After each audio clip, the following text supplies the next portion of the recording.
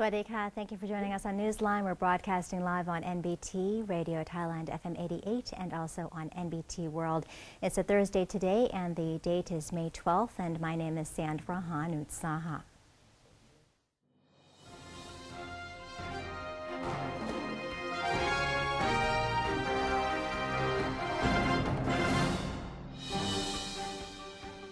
Welcome to today's segment of Thailand Moves Forward. In our first story, Prime Minister General Prayut Chan-o-cha has praised the success of Shanghai's development policy and has expressed Thailand's readiness to cooperate on all strategic fronts.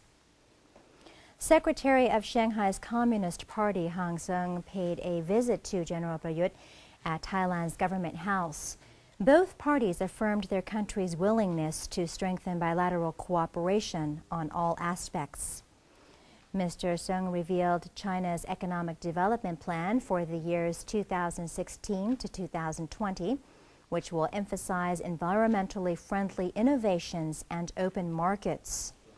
He also issued an invitation to Deputy Prime Minister Somkit Jatusipitak to visit Shanghai to exchange knowledge and experience on economic affairs. The Thai Prime Minister praised the success of Shanghai's development policy, which bears similarities with Thailand's policies.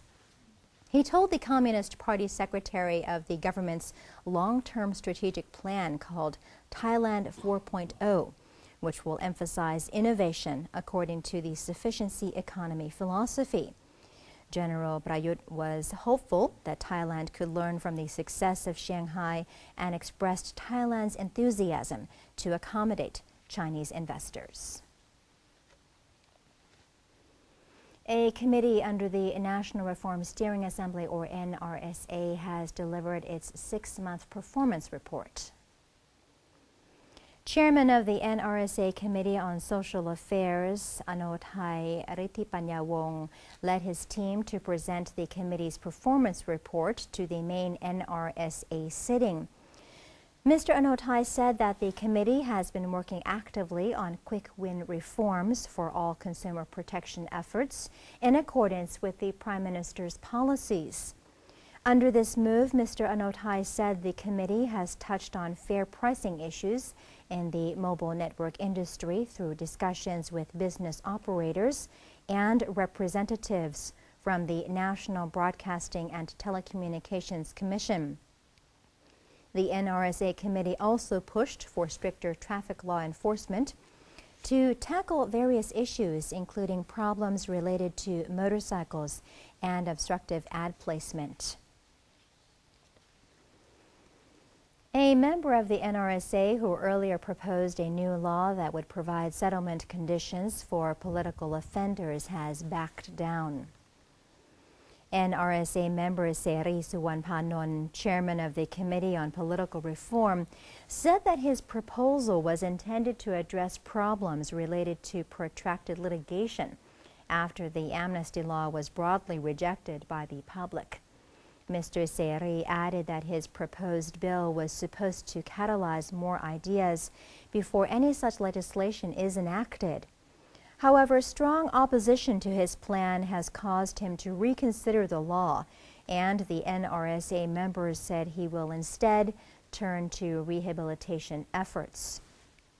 When asked about Deputy Prime Minister General Prawit Wongsuwan's concerns over political unrest, Mr. Seri said he had never considered the possibility, but is ready to rework the idea and foster understanding of his bill's principles. The Constitution Drafting Commission, or CDC, has continued discussing preparations for its trips to explain the draft charter to people throughout the country. The CDC meeting, which was led by Chairman Michai Archupan, discussed public relations for the upcoming nationwide trip to explain key information of the draft constitution to the people. The charter drafters also talked about the training of provincial-level volunteers, which will take place on May 18th and 19th. Mr. Michai said that almost all documents are ready for the training session, and the CDC will soon open a call center as a resource for volunteers on the road. He explained that the volunteers will focus on major points of public interest. Meanwhile, the National Legislative Assembly, or NLA, will meet with the National Reform Steering Assembly, or NRSA, on May 13th to discuss the explanation of the referendum question during trips with the CDC. The Department of Internal Trade, or DIT, has assured sufficient steel supplies in Thailand despite higher prices.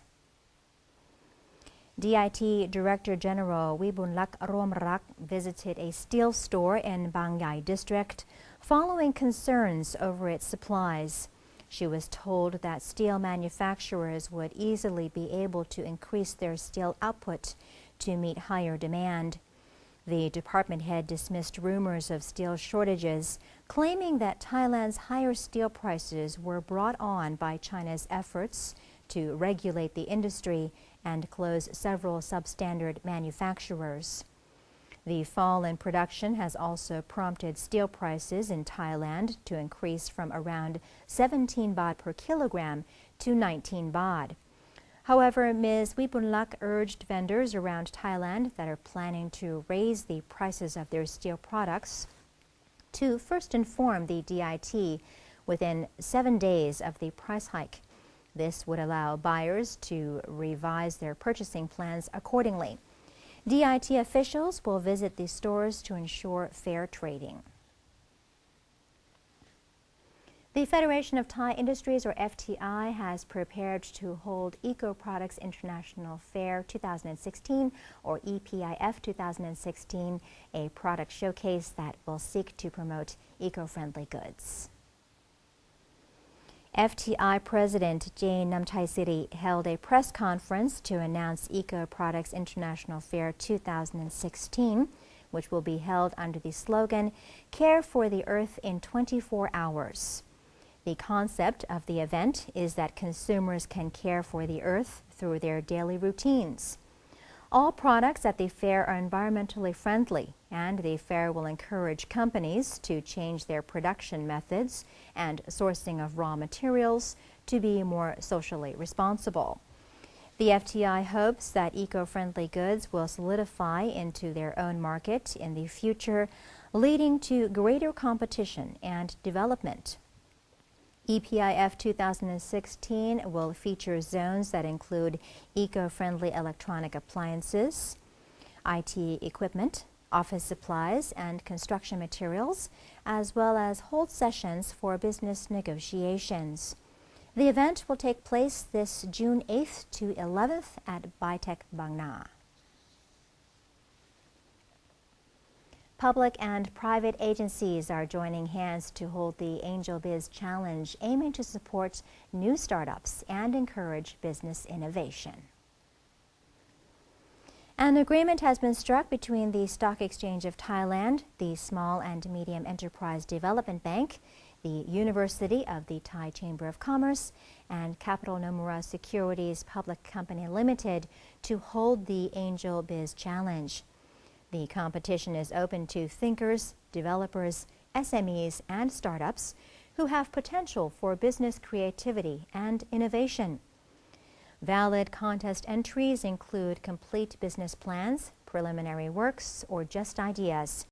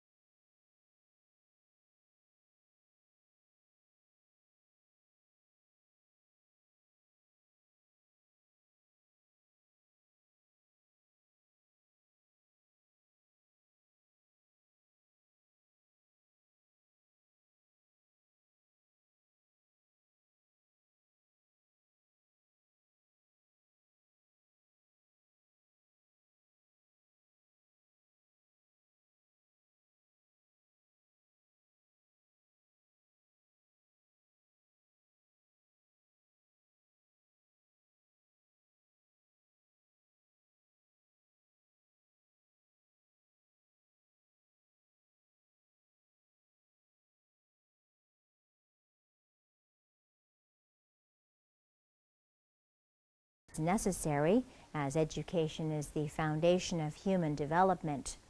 He affirmed that the ministry has drawn up several supporting policies which have yielded concrete results, especially in the southern border provinces. This seminar also featured exhibitions and lectures on important factors in elevating education, including policies and guidelines, career advancement for educators, and distance learning. And that is the end of today's edition of Thailand Moves Forward. Up next in our ASEAN news, Nakhon Pathom province inspected local manufacturers for labor law compliance. But first, we'll have a look at the exchange rates and also the commodity prices.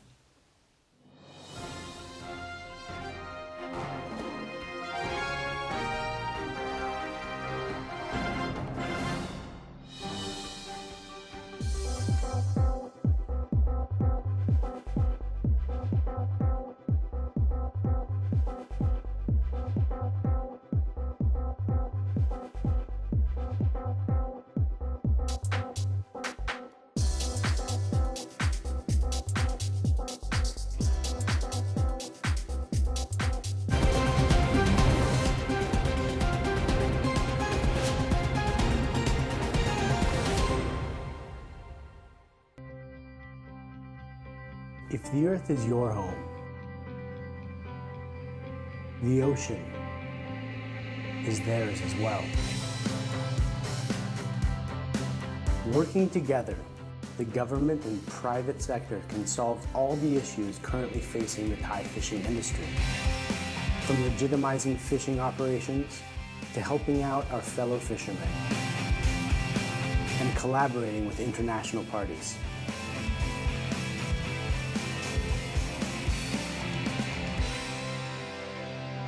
Now ตอนนี้ถึงเวลาแล้วนะครับที่เราจะต้องมาร่วมมือกันทำให้มันถูกต้องมันก็ต้องปรับตัวในช่วงแรกแต่ในระยะยาวมันก็คุ้มค่าถ้าไม่มีอาชีพนี้เราก็ไม่รู้จะทำอะไรกันแล้วผมก็พร้อมครับที่จะเป็นส่วนหนึ่งในการแก้ปัญหา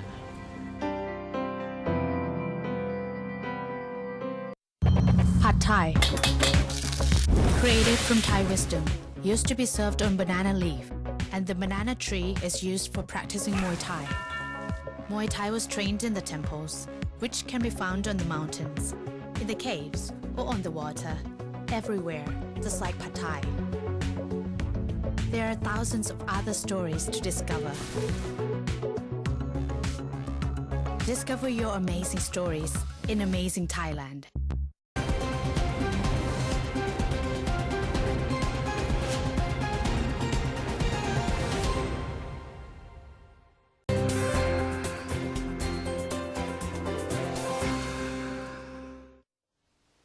Welcome back. You're watching Newsline. The Deputy Governor of Nakhon Pathom has led a group of officials to inspect manufacturers that employ foreign laborers to ensure compliance with human trafficking and foreign labor laws. Nakhon Pathom Deputy Governor Panlop Singha Seni led officials from the Ministry of Social Development and Human Security, Ministry of Labor, Ministry of Agriculture and Cooperatives, and law enforcement to inspect production facilities belonging to Wara Food and Drink Public Limited Company and Yingyong Fiber. Authorities looked for signs of drug abuse, interviewed foreign laborers about their working conditions, and disseminated information on labor regulations. They focused on whether or not the workers were registered and if there were any signs of human trafficking. The Deputy Governor instructed relevant staff at the two factories to ensure that the living quarters for their foreign laborers are clean and free of disease, as well as to ensure there were no conflicts or criminal activities. Mae Fa Luang University in Chiang Rai Province has held the Shanxi Province Symphony Orchestra Thailand Tour repertoire to strengthen ties between Thailand and China. The concert was attended by His Excellency Chao Su-liang, Consul General of the People's Republic of China in Chiang Mai, along with Bunsong Techapmani Satit, Governor of Chiang Rai. The award-winning Shanxi Province Symphony Orchestra was founded in 1952 with support from the Chinese government. It is the first time that the group has performed in Thailand. Ma Fa Luang University was the first university in Thailand to receive support from the Chinese government, which funded the Princess Sirinthorn Chinese Language and Culture Center and the Confucius Institute. The university also boasts the greatest number of Chinese language courses on any Thai university.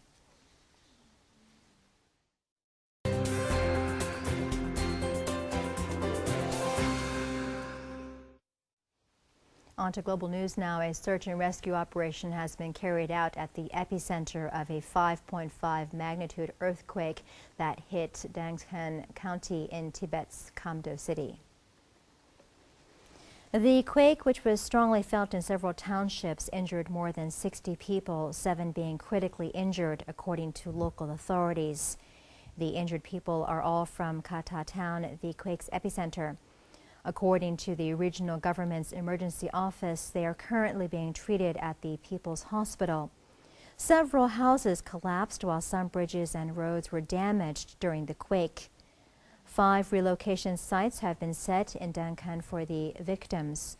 Approximately 4,041 residents have been evacuated to the relocation sites, but over 50 households were resettled on site as the roads were completely cut off. The rescuers were trying to reopen the damaged roads in Kata so that they could carry out the rescue operation. Italian Finance Minister Pier Carlo Padoan said a British exit from the European Union could encourage other countries away from the bloc amid tensions over migration and weak economic growth. Padoan said the June 23rd referendum came at a time when other countries in Europe were facing problems with high unemployment and pressure from high levels of migration. Padoan added that Britain would face long and tough negotiations if it sought to leave the European Union or EU. It would be naive to think that once a country leaves the EU, the next day that country is able to strike a new deal, both with the EU and other parts of the world, for instance, North America. This would just kick off a very lengthy and difficult negotiation process which could last years with the damages of having uncertainty looming over economic decisions like investment, which would most likely fall. Meanwhile, Brexit campaigners brought glitz and glamour to the EU referendum with a movie premiere of campaign documentary Brexit, the movie, in London's Leicester Square. The red carpet attracted models, screaming fans, and eccentric outfits adorned with Union Jacks as politicians tried to inject some glamour into politics. Brexit the movie is written and directed by filmmaker Martin Durkin. The film argues why Britain should leave the bloc, including leading voices from the Out campaign, journalists, and comedians. Its budget is funded entirely by a campaign on Kickstarter, according to the Leave campaign. The movie is available to watch online during the campaign period. And that's all the time we have for this edition of Newsline. For any comments or suggestions, do feel free to email them to us at newsline.nbt@gmail.com.